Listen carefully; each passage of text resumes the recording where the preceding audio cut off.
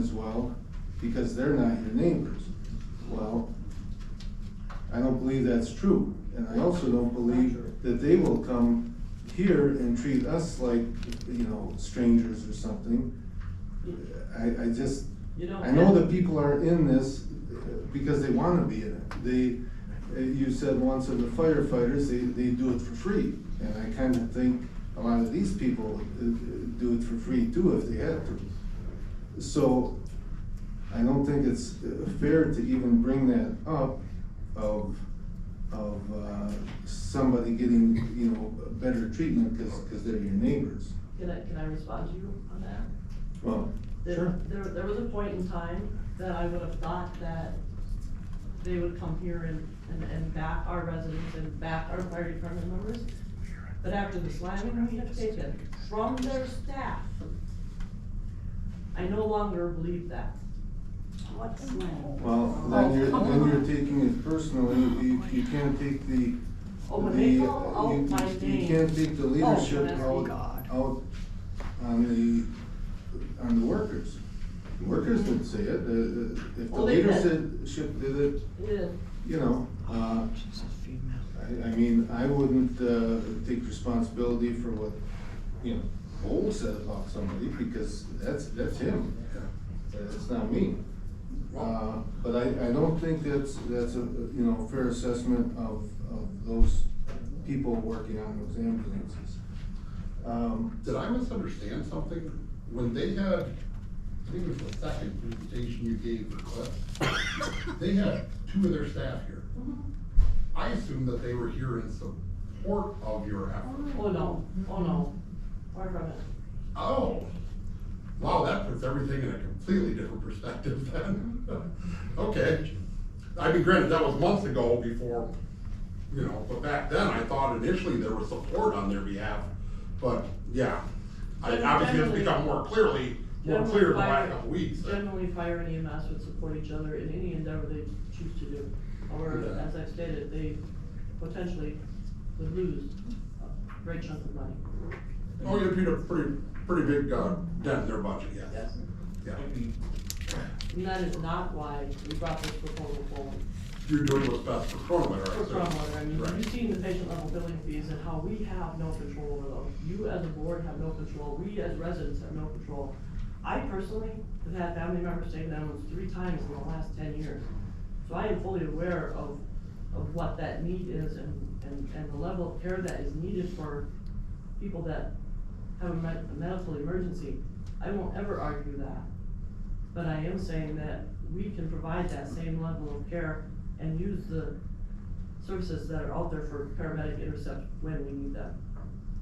And offer this to the residents at a lower cost, so that these residents aren't faced with the bill. And not all residents in Kronenwetter are Medicaid or Medicare. We have quite a number of them that are self-insured or self-pay. Yeah, looking at I mean, frankly, just to nip this whole discussion about whether first responders care or not, people responding to a call, right, I mean, right, this is a industry of love, right? I mean, the people responding to a call, I'm not putting 0% weight on that, on this decision that Riverside first responders don't care and don't give good care. Like I wanna get that out of here. I find it interesting, some of the leadership that Riverside seem to be sharing some data to the general public, potentially doing some lobbying efforts, but at the same time, you know, full disclosure, I've met with both our fire department and with Riverside. I mean, you know, there's different information kind of coming out from both sides, and that's a problem to me. That part's a problem, but this whole thing with any statements, and I don't think any of us on this board are making a decision that Riverside EMTs don't like Kronenwetter as much, so they're gonna give them substandard care. I mean, that is ludicrous, a ludicrous assumption, and yeah, that would be insulting, but I didn't get that from what you shared with us in this social media post. I wasn't gathering that you were saying Riverside doesn't care about us. I think you were just making a statement defending your department. I mean, there's been some other social media posts calling out specific staff members that aren't on this, that I've noticed, which again, I think is, out of bounds for another reason. I don't know if there's some sort of medical, you know, I guess I'm just trying to think of like a medical confidentiality basis that would be being released out on social media, if it's even true at all. But again, that, I'm gonna be quite frank, any discussion about that, 0% weight on my decision. So, about, on what way I would vote on which ambulance service to go with. Just wanna make that clear. And I just want that whole discussion. I personally want it to end, right? This isn't, you know, there are maybe our personal aspects, like could be a part of it, right? The concept of our own service being run by our own government, having more flexibility, weighed against the downsides of that, but I just want some of this. I know we have had a very heated board meeting this time. There have been some personnel issues that seem to keep going on in this village at the leadership level, but on this service, I'm not seeing that being a driver. I'm gonna speak with Alex, that all in all, this negative press or, next door, Facebook, I think this all, to me, it should be irrelevant to our decision tonight. I'm totally sick of it. I don't really even like to go on social media because of that. There's too many keyboard warriors out there.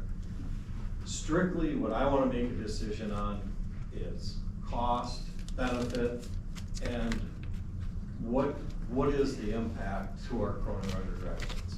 I know it's one gentleman that was up with the dog, you know, and, you know, I do appreciate, the fact that, you know, when we talk about community and, you know, we're all in this. But then there's the other side that I see too, and I know all you guys do see that too, is at the end of the day, your taxes go up, I'm the biggest jerk here. And whether, you know, we want good service, but we want it cost effective too.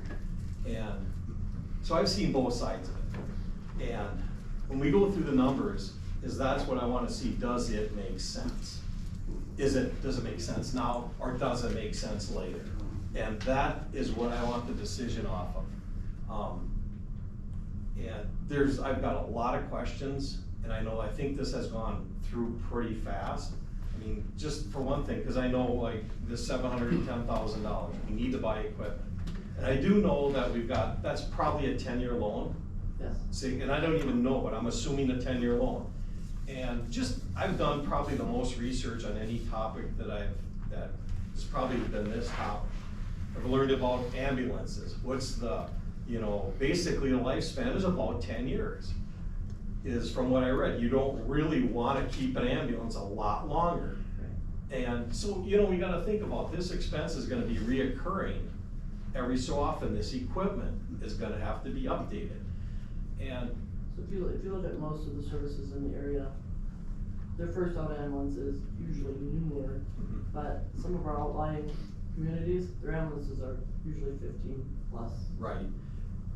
And, you know, I guess the point I wanna get across is I think our decision needs to be obviously twofold: safety as well as budget, and we have to be really concerned about that.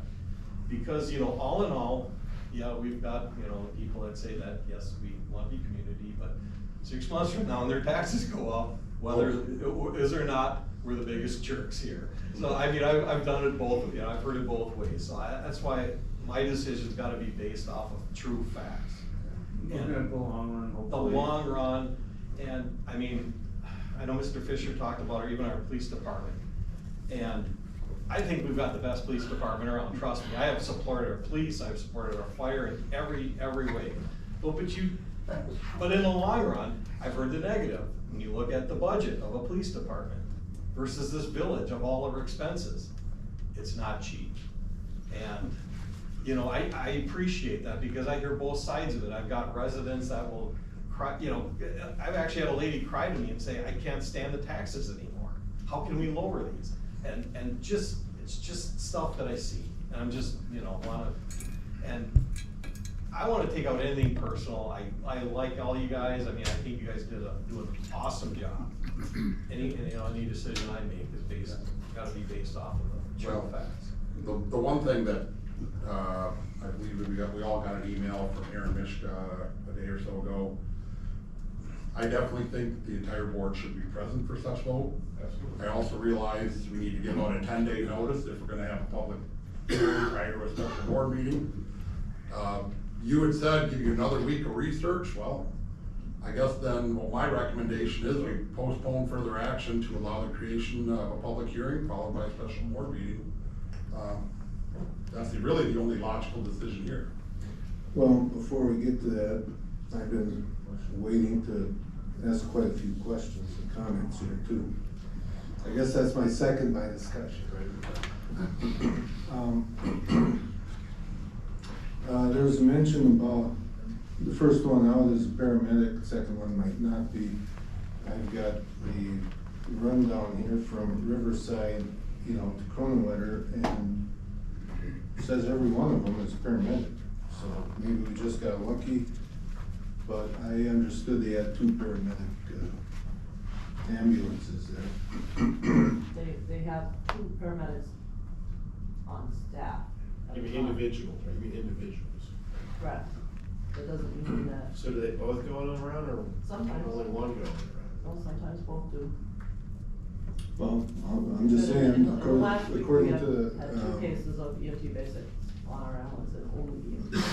according to the log here, every single one of them's paramedic level, so. Now Bernie had asked, $139,000, for current expenses. You have a projected budget of 258. I assume that 139, all those expenses are in that 258? So the 139 includes what we pay to Riverside, so you'd have to take that 70,000 out of that, right? So that would Okay. lower our budget to 70,000, I'm not paying at the Riverside. because we would Right. no longer be paying it to Riverside, correct? Okay, so that answers that. And on page 17, you're showing, like $27,000 savings over 3 years, so average 9,000 a year. Bernie had brought up the insurance, and, Mosinee pays like 24,000, and I would assume we pay at least 20,000, wouldn't we? What insurance are you talking about?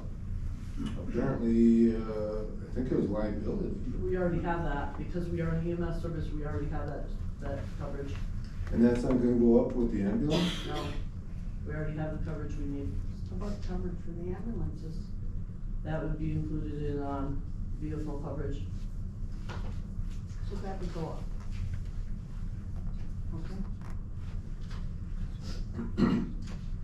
So when you say part of your, operation plan is to get liability and medical malpractice insurance, you've already got that. We do, because we already have a holding EMS license. Okay, and getting to page 25 here. Now you had in the budget for 2025 a Wi-Fi for 5,400. That's to install in the ambulances, and it would not be considered a capital purchase. Okay, so So you can that, transmit. that's actually part of the cost then. And the 7,200 or 7,400, whatever it was, for training, that would also more or less only be necessary if we get the ambulance service. Correct.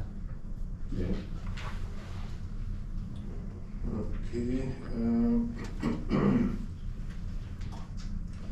now in the page 26, your projected revenues and grants, the 2% fire dues, that's shown as a revenue, but isn't that just taken from the fire department?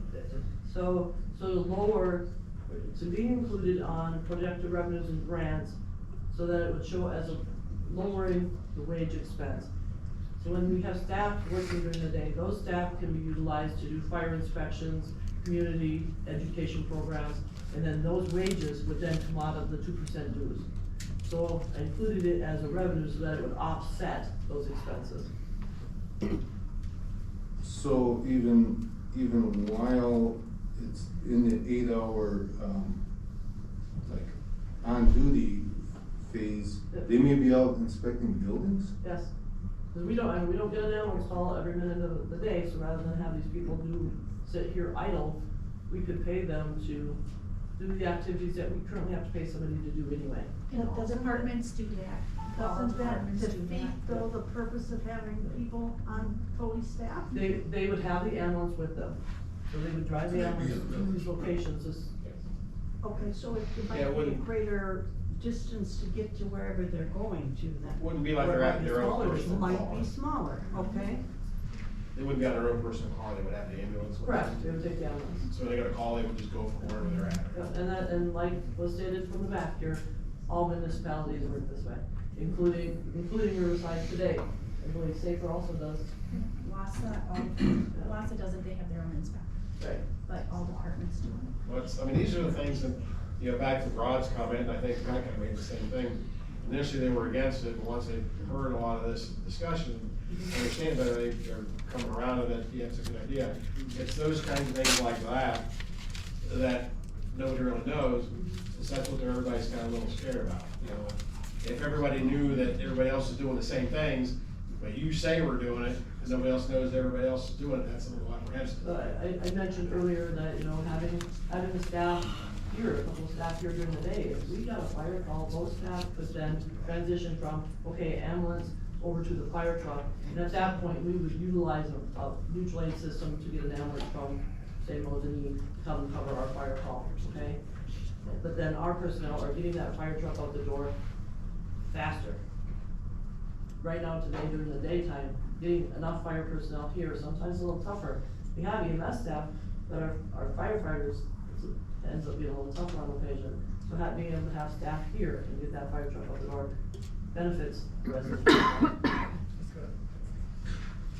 And some of the value of a public forum though is helping getting this information out there, regardless wherever we end up deciding, but that's why I'm a big proponent of it.